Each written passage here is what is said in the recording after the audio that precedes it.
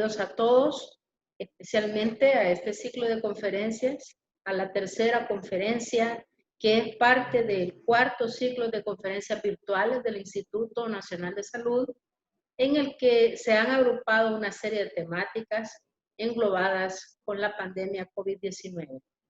En esta ocasión, en el aspecto de calidad y bioseguridad para la toma y procesamiento de muestras enfocadas al diagnóstico de COVID-19. Antes de darles a conocer más detalles sobre esta conferencia y su ponente, quiero presentar mis agradecimientos muy especiales a la Academia Schoolab de B. Brown, Centroamérica y el Caribe, que en los últimos meses, en los más difíciles de la pandemia, nos facilitó su plataforma muy generosamente para poder llegar a todos ustedes de una forma muy oportuna. Muy especialmente agradezco la colaboración invaluable, siempre expedita y oportuna en esta nueva realidad del mundo, a la licenciada Yolanda Figueroa y a su equipo, a todo su equipo por el apoyo. Esperamos continuar en contacto para nuevas colaboraciones que cuenten con el Instituto Nacional de Salud como una institución amiga, en actividades que competen en nuestro rol en la investigación y la capacitación en salud. Este día, como decía, hablaremos sobre la garantía y el control de calidad para las pruebas RT-PCR de COVID-19. Quien nos acompaña presentando este tema es la licenciada Mónica Barahona, a quien tengo el gusto de presentar. Ella es licenciada en laboratorio clínico, tiene una maestría en salud pública y un diplomado en biología molecular. Es una experta en pruebas de diagnóstico molecular, tiene una experiencia vasta en el manejo no solamente del procesamiento de pruebas, sino también en la administración de todos los recursos que puedan hacer posible una logística oportuna para la toma de estas pruebas de alta calidad. Es una referente en el tema. Le hemos solicitado nos comparta su experiencia e información para destacar la importancia que tiene el control de calidad de las pruebas diagnósticas de laboratorio para obtener resultados confiables que nos permitan tomas de decisiones adecuadas. Les recuerdo a todos mantener sus micrófonos, sus salidas de video bloqueados para evitar interferencias durante la charla y recordarles también que las preguntas o comentarios los pueden hacer vía chat para posteriormente al finalizar la conferencia podamos escuchar de la experiencia vasta de la licenciada todas sus contestaciones. Licenciada Mónica, queda usted en dominio del micrófono y la cámara. Es un inmenso gusto recibirla y tenerla con nosotros en el instituto. Muchas gracias, doctora Sandoval. Gracias por esa introducción y bienvenidos a todos. Les voy a compartir esta ponencia que esperamos sea de mucho provecho para todos ustedes.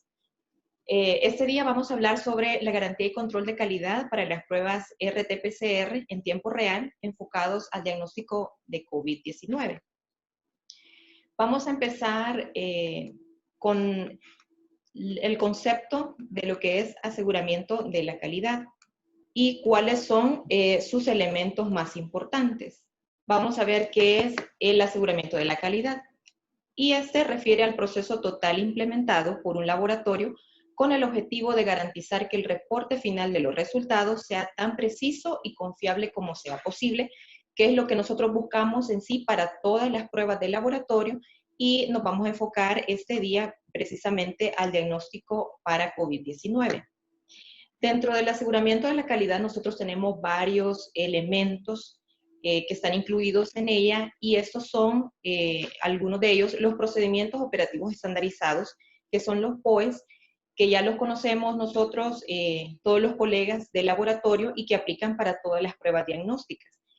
Los POEs deben estar disponibles en las áreas técnicas, así también como es necesario que todo el personal esté entrenado en el uso de estos. También tenemos varios documentos y estos son los formularios, boletas de registro del laboratorio que deben estar estandarizados y el personal debe estar también entrenado en el llenado de estos.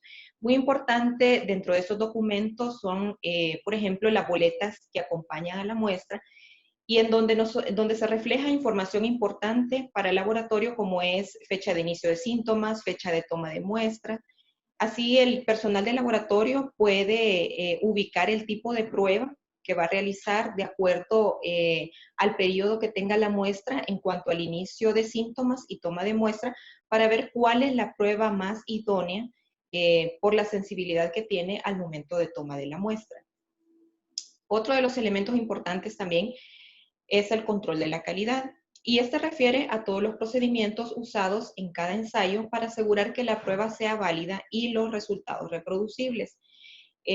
Los resultados de cada prueba diagnóstica tienen que ser reproducibles tanto por el mismo operador cuando se hace una validación de un primer procedimiento o cuando es de un operador a otro tenemos que obtener el mismo resultado. También es importante el monitoreo de los indicadores de calidad y estos refieren a la recolección y análisis de todo lo que puede servir como indicador para una ejecución correcta de todo el proceso que conlleva la prueba. Un ejemplo de esto es cuando se obtienen los resultados de los controles internos o los controles positivos de cada corrida. Y es así donde nosotros vamos a ir validando si ha habido algún problema, ya hablando de la técnica específica del RT-PCR, si los procedimientos de extracción, amplificación, se validan con los resultados de estos controles. Así también como también las muestras, si han sido recolectadas y manejadas de manera precisa. El aseguramiento externo de la calidad tiene como objetivo analizar la precisión de todo el proceso en la ejecución de las pruebas y el procesamiento de la muestra hasta generar el reporte de los resultados. Y esto es llevado a cabo por un laboratorio, una entidad externa, que puede ser un laboratorio de referencia, tanto nacional como internacional. Hay aspectos muy importantes que tomar en cuenta cuando estamos hablando de la metodología del RT-PCR, y esto es en la parte de la amplificación. Si bien esta metodología es hoy por hoy el gold estándar para el diagnóstico de COVID-19, tiene sus ventajas y desventajas. La ventaja es que debido a su alta sensibilidad y especificidad, podemos tener muestras con carga viral baja, pero que van a ser detectadas debido a que el proceso de amplificación se genera exponencialmente los ácidos nucleicos y nosotros podemos detectar así el virus. Pero la desventaja que tenemos con esta metodología y que hay que tener muy en cuenta y que por eso vamos a estar hablando en las diapositivas más adelante, de cómo podemos nosotros controlar y poder evitar que exista una contaminación al momento del procesamiento. Pero esa no es una contaminación que conlleve un riesgo biológico ni al operador ni al ambiente. Estamos hablando de una contaminación de la muestra que nosotros estamos procesando. Contaminación con amplicones que se generan en el proceso de amplificación y que en cada etapa nosotros del proceso y del flujo de trabajo tenemos que evitar y así nosotros vamos a evitar los falsos positivos. Aquí estamos viendo en esta diapositiva, también hablando de la parte de amplificación de los ácidos nucleicos para la detección de SARS-CoV-2. Esta diapositiva que ustedes ven nos refleja los diferentes tipos de muestras que nosotros podemos tomar para diagnóstico, pero hoy por hoy la muestra recomendada es el hisopado nasofaríngeo y faríngeo combinado. Pero vamos a explicar un poquito también que esto tiene que ver la importancia del tipo de muestra y del periodo en el que se tome la muestra para aumentar la sensibilidad del diagnóstico. Cuando hablamos nosotros del PCR, nosotros estamos hablando de una metodología que es altamente sensible y específica, pero como toda prueba diagnóstica, esta metodología tiene su límite de detección. El límite de detección va a ir disminuyendo a medida el periodo de la enfermedad, de las manifestaciones clínicas, van avanzando. Para la mayoría de enfermedades virales, el mayor pico de carga viral que nosotros podemos encontrar para las pruebas virales de identificación viral es al tercer día de inicio de síntomas. Después del tercer día, nosotros podemos ir viendo cómo va decayendo la carga viral y ya van siendo otras pruebas diagnósticas las que se van utilizando para poder identificar si la persona tiene o no la infección. El RT-PCR nos da un periodo en general, hablando para varios diagnósticos, de un periodo más o menos de 10 días, desde que inician los síntomas, para que nosotros podamos, para que se pueda aumentar esa sensibilidad de detección. Y después de estos 10 días, en algunos estudios y para otras enfermedades virales, se ha logrado tener detección por esta prueba, tal vez después del 10º día, en algunas enfermedades hasta el 15º día, pero no va a ser la regla para todos los diagnósticos ni en todos los momentos. Entonces hay que procurar ocupar las pruebas diagnósticas que mayor sensibilidad tengan por el momento de toma de muestra. Vemos en esa gráfica, ustedes pueden ver también que esta enfermedad no ha sido la regla inmunológicamente hablando, como otras enfermedades virales. Se ha hablado bastante, y esto está en estudios, de que los anticuerpos en algunos casos no se logra la detección de anticuerpos y decaen muy rápidamente. Y esperamos que ese aumento en la segunda semana, más o menos alrededor de la segunda semana del inicio de síntomas. Y en esta enfermedad se ha visto también que se elevan tanto la IgM como la IgG al mismo tiempo. Pero la IgM está decayendo muy rápido. Entonces son cosas que tenemos que tomar en cuenta al momento de la interpretación de resultados y de saber qué tipo de prueba es la que vamos a utilizar. Ustedes pueden ver en la pantalla, en el esquema, que el hisopado nasal, nasofaringeo y faringeo combinado es el que tiene un poco más de detección al momento de realizar la prueba. Otra cosa muy importante cuando estamos hablando del PCR es que para evitar la contaminación de la que estábamos hablando anteriormente, de no contaminar la muestra, que no tengamos resultados falsos positivos, es el flujo de trabajo que tiene que haber, y eso tiene que ver con las áreas de laboratorio donde vamos a trabajar la metodología. Para el PCR, cuando estamos hablando de un PCR manual o semiautomatizado, nosotros necesitamos tener 3 áreas físicas bien delimitadas en el laboratorio. Y esta tiene que ser, si ustedes probablemente han escuchado de esas 3 áreas y se les ha nombrado muchas veces para distinguirlas con colores, y eso tiene que ver por el grado de contaminación o no. Y esto es contaminación siempre hablando de amplicones o de contaminación con RNasas, DNasas, que lo que van a hacer es degradar los ácidos nucleicos y nos va a evitar poder hacer la detección.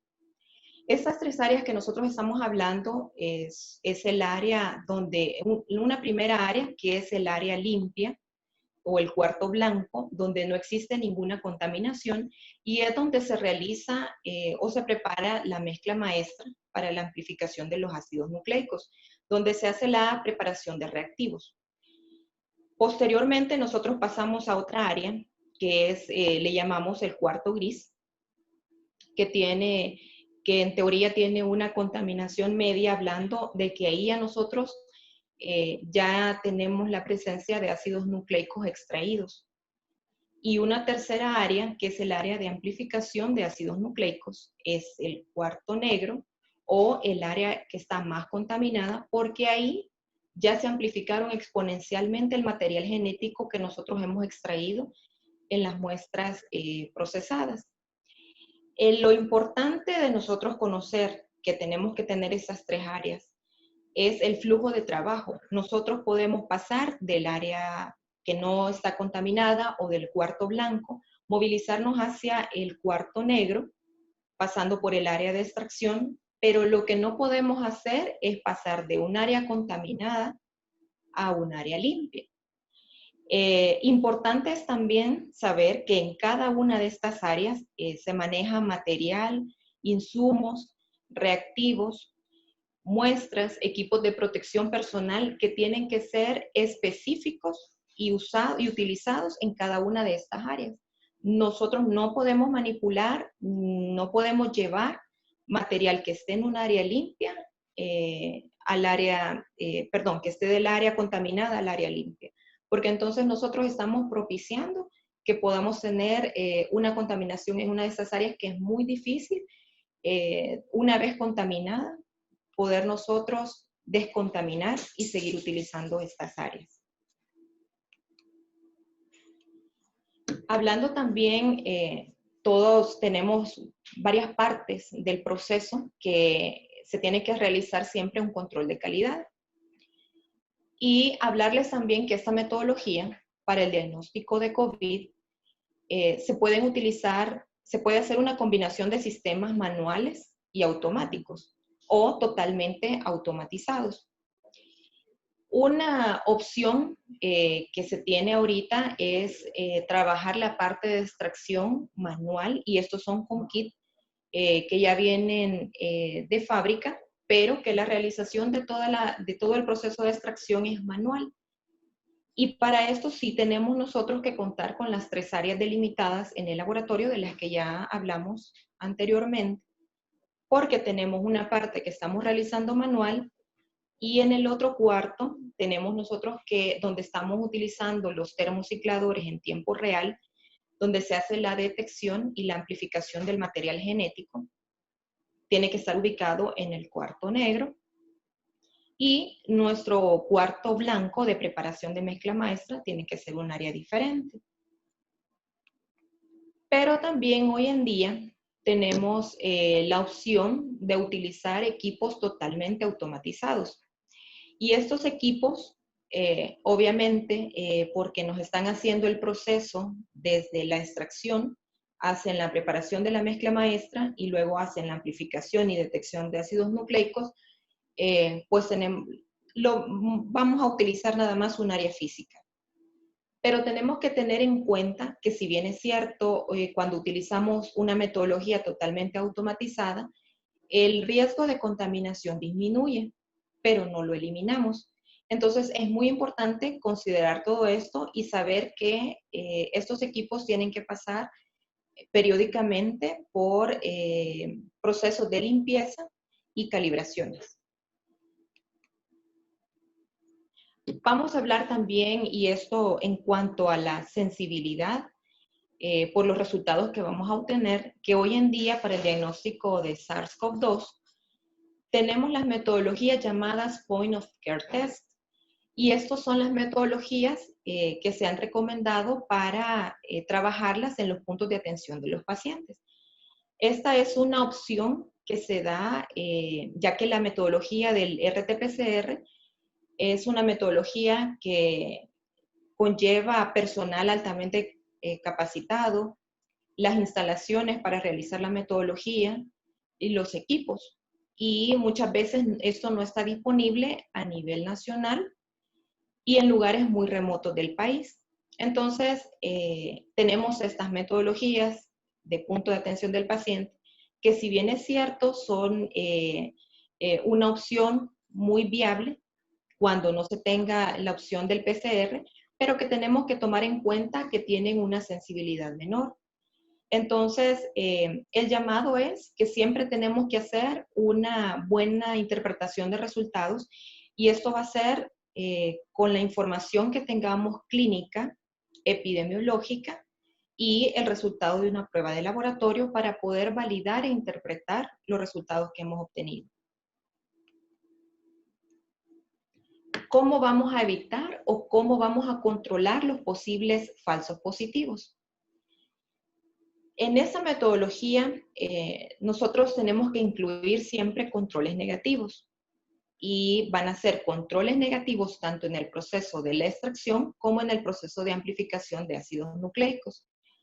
En el proceso de extracción podemos incluir una muestra biológica que nosotros tengamos certeza que está negativo a la agente que nosotros estamos investigando. Podemos utilizar agua libre de RNasas, que esto viene en los kits de extracción, o podemos utilizar un medio de cultivo. Entonces, esta muestra obviamente no va a tener el material genético después de una extracción de lo que nosotros de lo que nosotros vamos a investigar, y por ende el resultado tiene que ser negativo. Igualmente tenemos que incluir un control negativo del proceso de amplificación, y esto es el agua libre de RNasas que nosotros hemos utilizado para preparar la mezcla maestra. Estamos controlando el agua que utilizamos para preparar la mezcla maestra, que tiene que estar libre de contaminación. Utilizando estos dos controles negativos en ambos procesos, nosotros podemos validar una corrida de resultados cuando estos controles no presenten ningún tipo de amplificación o señal de fluorescencia en el equipo, en el termociclador de tiempo real. Y nosotros podemos validar la corrida con respecto al resultado de los controles negativos.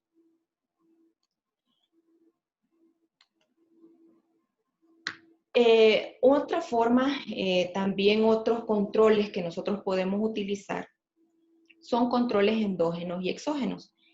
Y estos son controles, va a ser cualquier gen que esté presente en la muestra biológica o agregado en el laboratorio que sea detectado al final del proceso adicionalmente al target oligonucleótido o primer, según lo encuentren ustedes en la literatura, para SARS-CoV-2.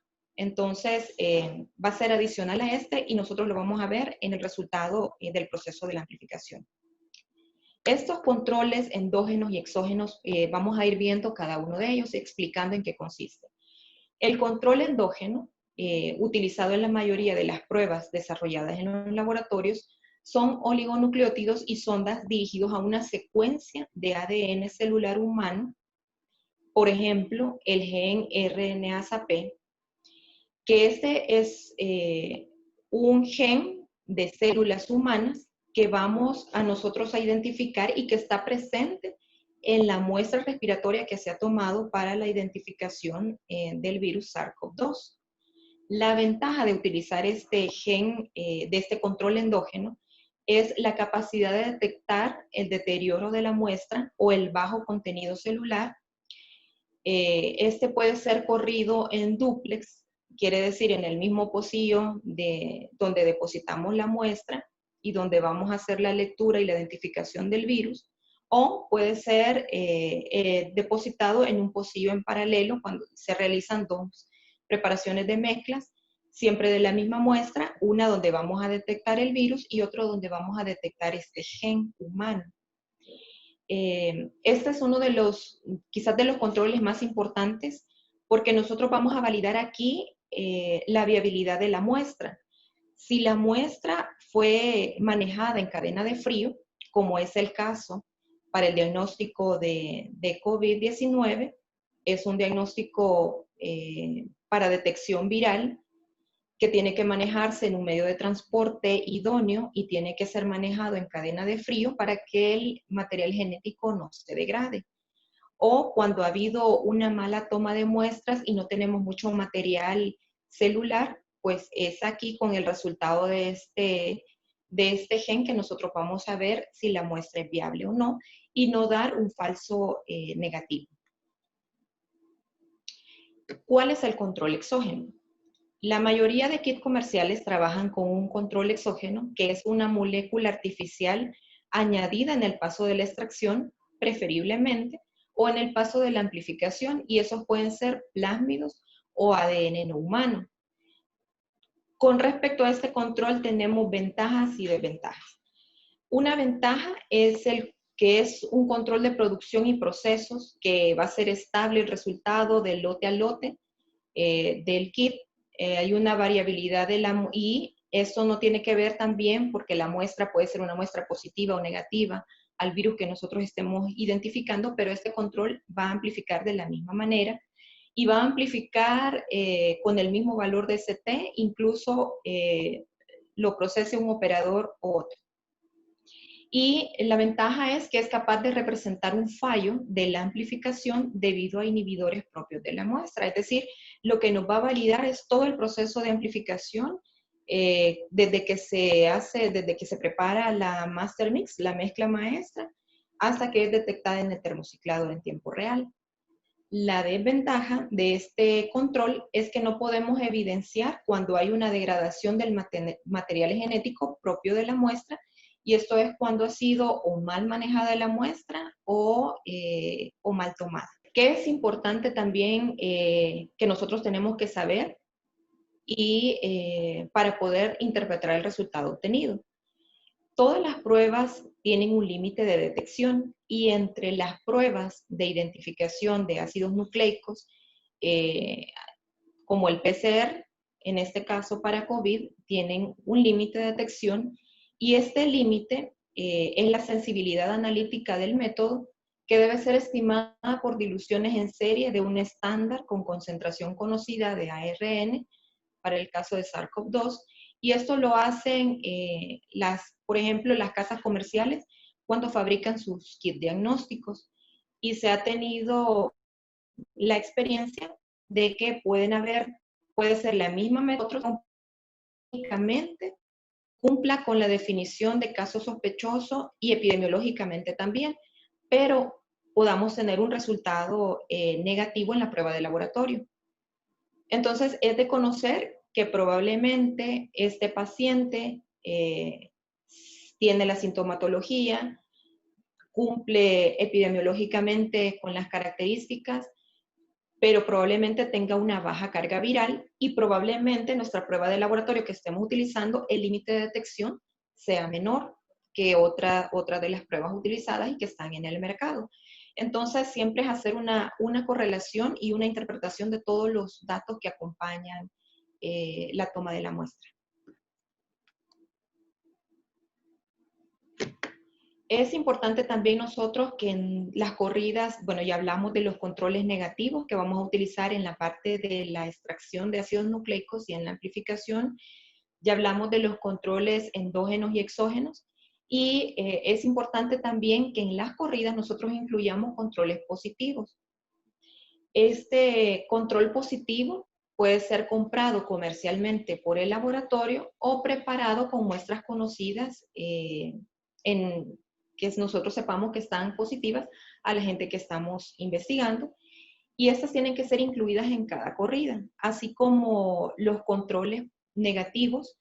Para validar una corrida no tiene que haber ninguna clase de amplificación, pues por el contrario, el control positivo siempre nos tiene que amplificar. Ya con el resultado positivo de este control y los resultados correspondientes negativos, entonces nosotros podemos hacer la validación de una corrida, ya que si en algún momento o el control positivo falla o el control negativo presenta algún tipo de amplificación, nosotros no podemos validar esa corrida y lo que tenemos que hacer es repetirla para nosotros poder validar los resultados de las muestras. Otra cosa muy importante también es que cuando nosotros estamos utilizando controles positivos y que sean muestras ya conocidas, que nosotros también controlemos y revisemos el valor de CT que tienen estos controles, ya hablando de la metodología de PCR. Por ejemplo, nosotros tenemos un control que sabemos nosotros que la lectura del CT es de 30. Sabemos nosotros que en posteriores corridas este valor no puede variar mucho más allá, pero si bien es cierto, el material genético siempre se va degradando en las congelaciones y descongelaciones que nosotros hacemos, tanto de muestras como de controles. Entonces, también algo muy importante es que estos controles se tienen que alicotar de manera que los podamos utilizar un máximo de 3 descongelaciones para no obtener una degradación de ese material genético y que el valor CT que nosotros ya monitoreamos que tiene el control vaya aumentando hasta poder negativizarse. hay otra manera también en la que el laboratorio puede ir monitoreando sus resultados obtenidos. Y esto es a través de un registro y monitoreo de los porcentajes de positividad que se van obteniendo. Ustedes están viendo en esta diapositiva, es una tabla, esto es a manera de ejemplo nada más, para que ustedes vean una de de los indicadores que se tienen que ir revisando. Por ejemplo, esto se puede hacer de manera semanal o de manera mensual. Ustedes están viendo acá, y esto lo estamos refiriendo nosotros, por ejemplo, en tiempos de epidemias, o si bien es cierto, hay enfermedades que son endémicas en los países, pero que estas enfermedades tienen un pico. Sabemos que así como tienen un pico estacional, también estas tienen que ir bajando a manera ya de mantenerse estables fuera de la estación de cada agente que nosotros estemos investigando. Por ejemplo, ustedes están viendo que tenemos por mes cuántas muestras fueron recibidas, realizadas, cuántas de estas positivas y qué porcentaje tiene en cuanto a la positividad y cómo lo vamos a correlacionar. Por ejemplo, para cuando tenemos un brote o se tiene una pandemia, como en el caso de COVID, en febrero, por ejemplo, en X país, ya se tuvo la sospecha de que está el virus o el agente para el que se ha emitido alerta epidemiológica. Y se reciben 55 muestras, se realizan 45, tenemos 0 positivas. Entonces, está la sospecha, pero todavía no se ha confirmado la circulación de este agente. Para el mes de marzo ya se tiene una cantidad elevada de muestras recibidas con sospecha de este agente. Se realiza un porcentaje de estas y ya se tiene una cantidad de muestras positivas. Por ejemplo, para el mes de marzo, 1.757 muestras positivas que reflejan 12.11% de positividad. ¿Qué es lo que nosotros, el laboratorio, espera para los siguientes meses? Esperamos que aumenten las muestras con sospecha y asimismo tendría que ir aumentando la positividad. Al pasar el periodo vamos a ir viendo ese aumento, pero después, lógicamente, cualquier brote, cualquier epidemia tiene que tener una baja. Entonces nosotros vamos a ir viendo que los porcentajes van a ir bajando paulatinamente, cosa que si nosotros monitoreamos, no podríamos tener en un momento epidémico una alza en marzo, una baja en abril, luego una alza en mayo, porque entonces ahí nosotros ese es un llamado de atención, que tenemos que ir revisando los procedimientos, los protocolos, el registro de los resultados obtenidos, y es una manera de monitorear los resultados que el laboratorio esté emitiendo. Otra cosa muy importante y otro aspecto del control de calidad es en los equipos que se están utilizando. Y en este caso, en los equipos automatizados, que ya lo habíamos mencionado en las diapositivas anteriores, que tiene que tener periódicamente una limpieza y una calibración. Para el caso de la metodología de RT-PCR, en donde se utilizan equipos automatizados termocicladores que basan las lecturas ópticas y esto se lee por señales de fluorescencia. Entonces, se tiene que tener bien calibrados estos filtros y tiene que tener una limpieza para que cualquier clase de contaminación del equipo no vaya a interferir con la lectura de los resultados y se generen o falsos positivos o falsos negativos.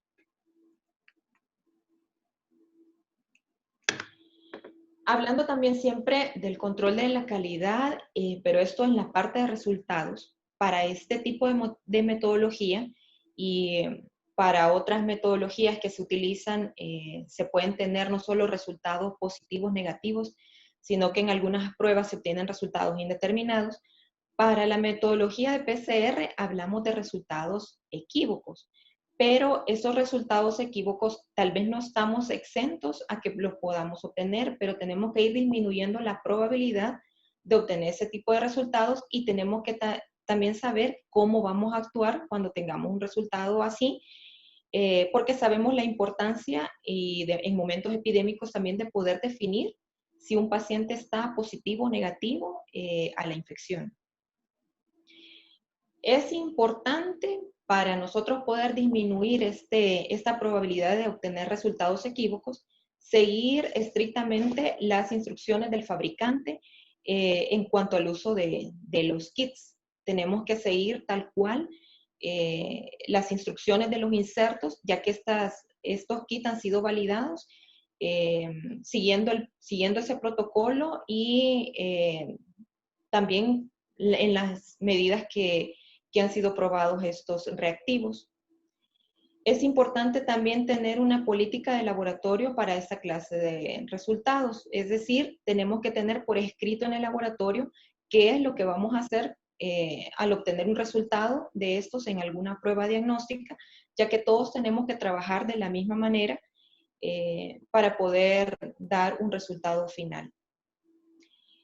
Es importante también cualquier criterio de laboratorio adicional para la categoría de equívoco, y eso es hablando de la metodología de PCR. Un ejemplo es, nosotros al no obtener un resultado bien definido en la amplificación, tenemos la opción de repetir la muestra, ya sea desde la extracción de ácidos nucleicos o podemos repetir la muestra desde la amplificación. O bien tenemos la opción de pedir nueva muestra, pero tenemos que tener escrito el procedimiento de cómo vamos a actuar para que todos lo hagamos de la misma manera. Tenemos que estandarizar ese procedimiento. Y hablando de lo mismo, los criterios para repetir la prueba si corresponde. Y eso tiene que ver con lo que les mencionaba antes, que teníamos que tener también una correlación clínica de los datos del paciente y epidemiológica. Una muestra corresponde repetirla cuando tenemos la información si ese paciente tuvo sintomatología clínica. Si esa sintomatología clínica corresponde a una definición de caso sospechoso de lo que nosotros estamos investigando.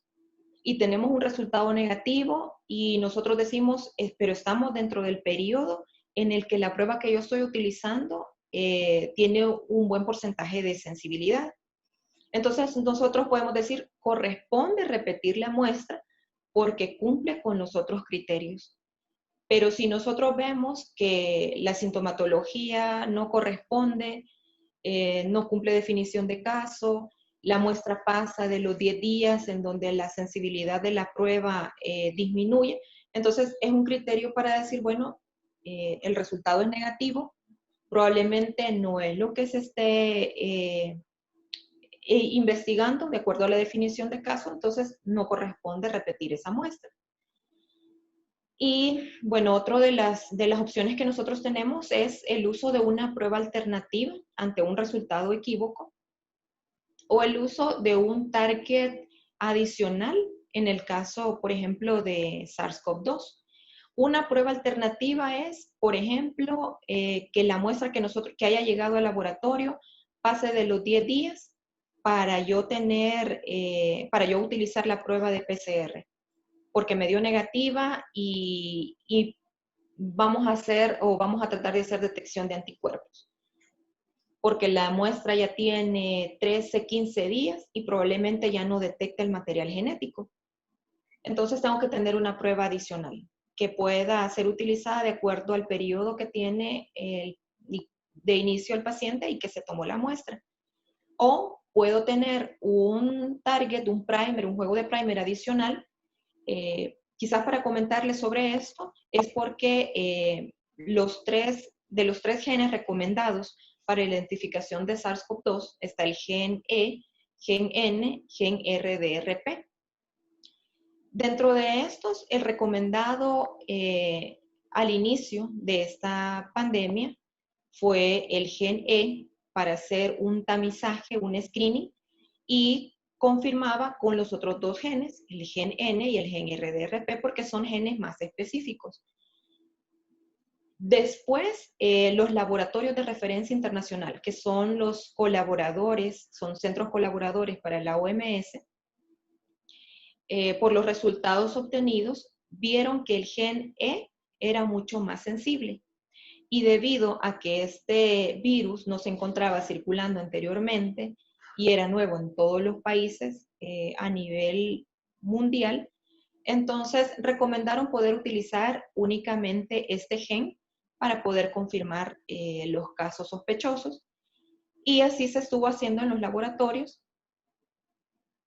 Pero ante un resultado equívoco con este gen, si el laboratorio tiene un gen extra, un juego de primer extra con el que se pueda validar el resultado cuando es equívoco, esto es parte de poder tener un control de calidad de reactivos para poder validar un resultado final. Y por último tenemos la comunicación con el personal clínico y de salud pública, y esto es cuando se tiene un caso que una prueba de laboratorio sale negativo, pero se conversa con el clínico, con el epidemiólogo para ver si este paciente reúne o no las características de un caso sospechoso y poder llegar a un resultado de interpretación valedero para esta muestra obtenida de este paciente.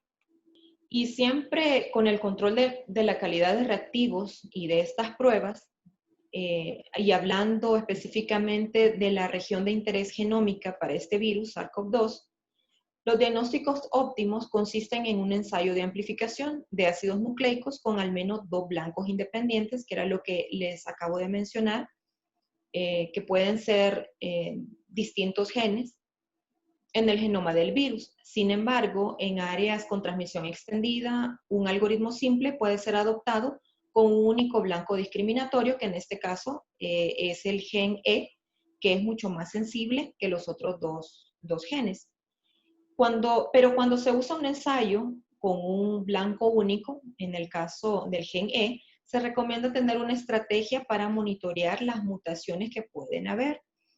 Y explicándoles un poco más esto es, por ejemplo, con el virus de la influenza. El virus de la influenza es un virus altamente cambiante genéticamente, tiene mutaciones estacionales y podría tener también mutaciones mucho más grandes dentro de su estructura genética, que probablemente los primers, los target, que hoy por hoy se están utilizando para el diagnóstico, si llega a tener el virus una mayor mutación genética, ya no pueda ser identificado. Pero en el laboratorio se sabe que existe por ejemplo, una opción para poder monitorear esto, es revisar el GenBank, que esto es un sitio donde varios países a nivel mundial están registrando las secuencias de las cepas virales que están circulando en cada uno de los países, y es a través de esto que se puede llevar el registro de estas mutaciones.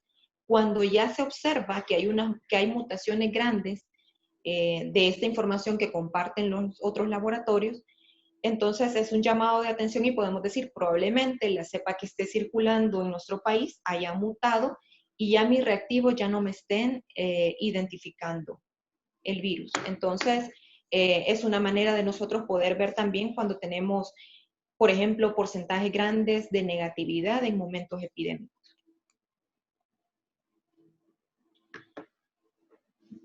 Y esto, cuando nosotros estamos utilizando, es otra manera de tener un control de calidad de reactivos, que si se utilizan 2 juegos de primer, 2 blancos o 2 juegos de oligonucleótidos para detectar el virus, también un llamado de atención es que, si bien es cierto, uno pueda tener mayor sensibilidad que el otro, y nosotros lo vamos a ir viendo por los valores de CT que obtengamos de los resultados de amplificación, es que sería un llamado de atención que si entre los 2 resultados de valores de CT entre ambos genes, nosotros vamos a obtener, no tiene que variar mucho a más de 3 valores de CT entre uno y otro. Ustedes ven también, eso es a manera de ejemplificar nada más. En esta tabla estamos viendo números de muestras al azar con valores de CT entre un target y otro. Puede ser, por ejemplo, el target 1, el gen E, el target 2 puede ser el gen RDRP. Si ustedes ven entre uno y otro, el resultado, por ejemplo, de la muestra 580, el resultado es 33.5, el resultado para el otro gen es de 34.8. No vemos una mayor variabilidad, sin embargo, vemos que hay, entre menor sea el valor de ST, es mucho más sensible ese juego de primer que nosotros estamos utilizando. Y ven ustedes para la muestra 1300, que es la que hemos señalizado resaltado en color amarillo, tenemos un resultado para el target 1 de 28.9 de valor de CT, que es un buen CT, y tenemos por el otro lado el resultado del otro target, un CT de 35.2, y esto es que aumenta más de, ustedes lo pueden evidenciar, aumenta más de 3 valores de CT entre uno y otro, que es algo también que nos tiene que llamar la atención para revisar nuestros protocolos y nuestros reactivos. Y esto sería todo para esta sesión. Espero bastante que les haya sido de mucho provecho y los dejamos para cualquier duda o consulta que ustedes quieran realizar. Muchas gracias, licenciada. La felicitan por su ponencia a varias personas y hay una pregunta aquí que dice: la felicito por la ponencia. ¿Qué valores de ST ha visto en pruebas de laboratorio y cuál es el mínimo y máximo en la detección de SARS-CoV-2? Quizás la respuesta a esto va a variar dependiendo la prueba que se esté utilizando. Les mencionaba, que habían varias marcas comerciales, por decirlo así, y cada una de estos kits tienen un protocolo y tienen CTs recomendados para poder decir si una muestra es positiva o una muestra es negativa. Si estamos hablando, por ejemplo, no estamos utilizando un kit comercial, porque entre kit comerciales y kit caseros puede variar mucho los valores de CT para dar un resultado positivo. Por decirles, utilizando kit de amplificación caseros, podemos obtener o se han visto valores de CT alrededor probablemente entre un valor de CT de 15 hasta 40, y esto está dentro de los protocolos y de los resultados que podemos obtener.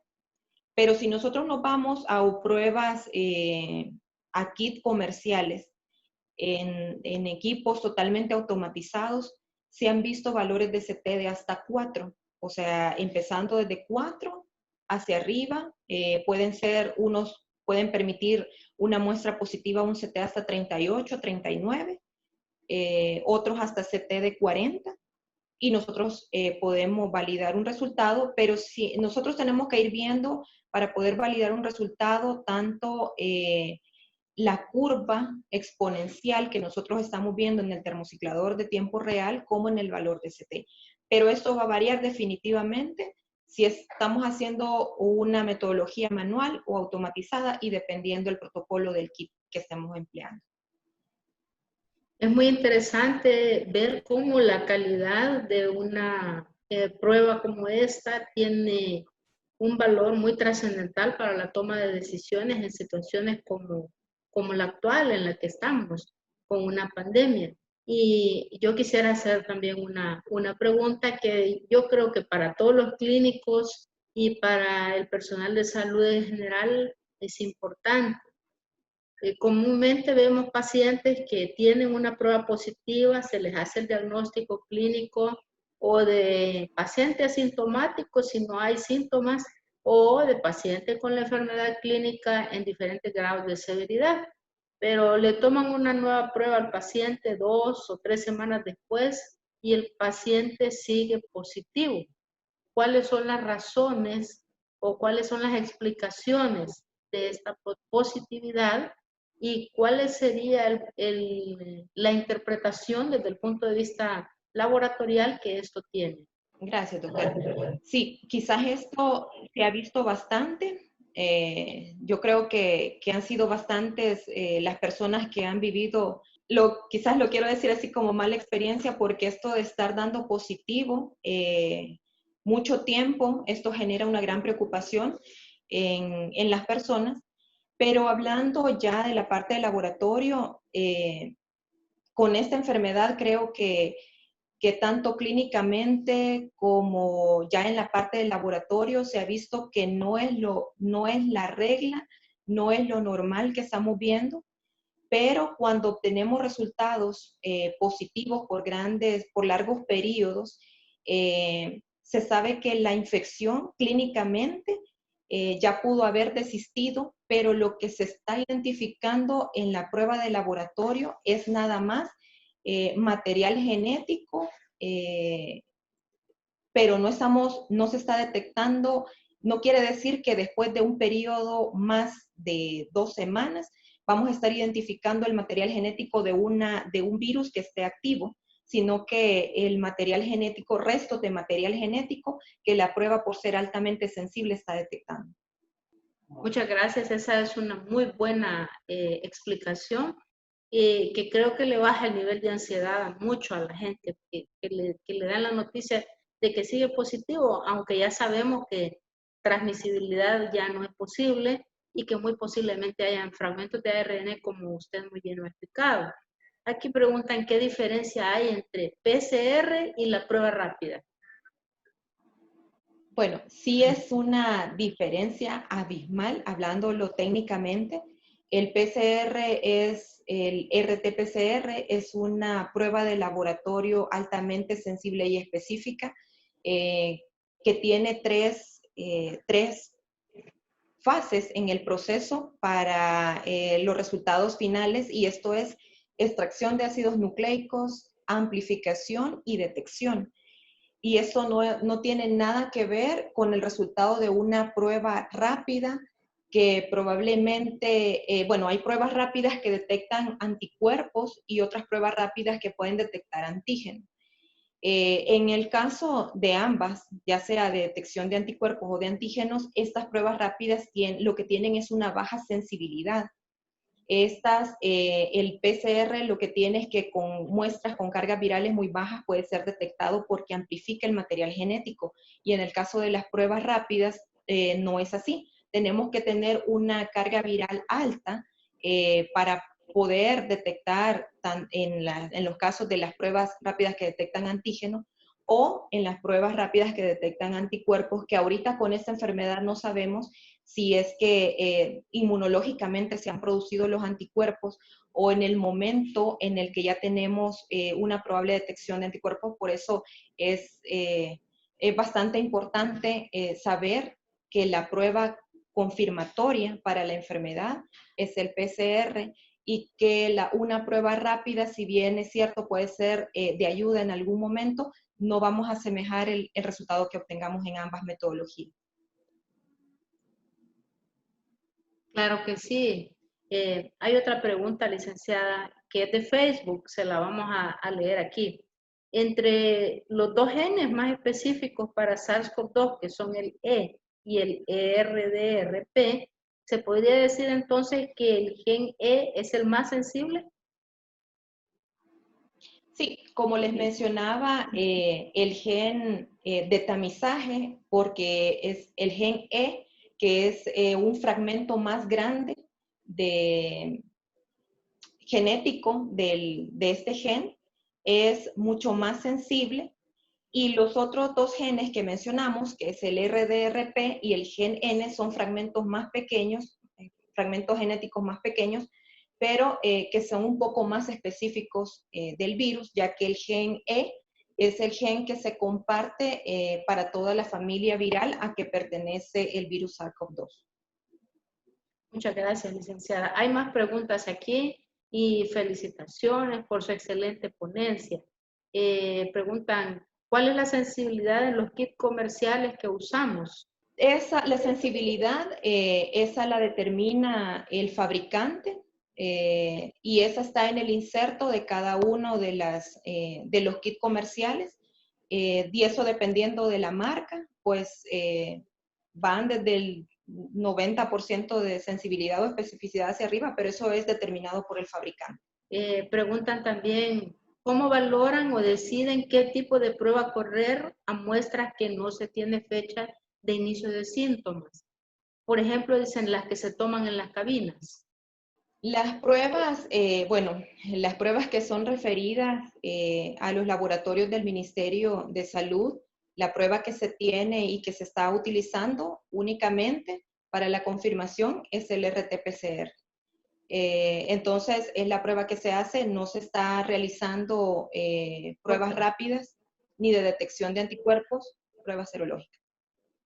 Hay una pregunta aquí interesante, dice, ¿cuántas cepas de SARS-CoV-2 existen en el mundo? Al menos la reportada, ¿verdad? ¿Y qué cepa circula en nuestro país, si es posible saberlo? Hoy por hoy todavía no se reporta que hayan diferentes cepas del virus. Lo que sí se ha reportado es que hay pequeñas mutaciones virales y esto es muy común y es de esperarse para cualquier virus. El virus se va adaptando a medida va transmitiéndose de persona a persona. El virus se va adaptando al organismo y va teniendo mutaciones genéticas, pero no son mutaciones grandes genéticamente que permitan conferir y nombrar una nueva cepa viral. Preguntan también aquí, ¿posee SARS-CoV-2 en su cepario el laboratorio? Como cepa, no. Como cepa, no, porque para tener nosotros una cepa hay que realizar cultivo viral. Y para realizar cultivo viral se requiere un nivel de bioseguridad 3 en los laboratorios que nosotros no tenemos y por ende nada más se tienen los ARNs extraídos de las muestras positivas. Es correcto. Bueno, ese es en síntesis las preguntas que se han hecho a través de el chat. Espero que no se me quede ninguna. Hay muchas felicitaciones aquí por su excelente ponencia. Y bueno, no me resta más que agradecerle su participación con tan excelente ponencia que nos ha aclarado dudas. Aprovechar para agradecer a todos los asistentes su fiel compañía todos los miércoles. La próxima conferencia será el próximo miércoles 11 de noviembre a la 1:30 de la tarde.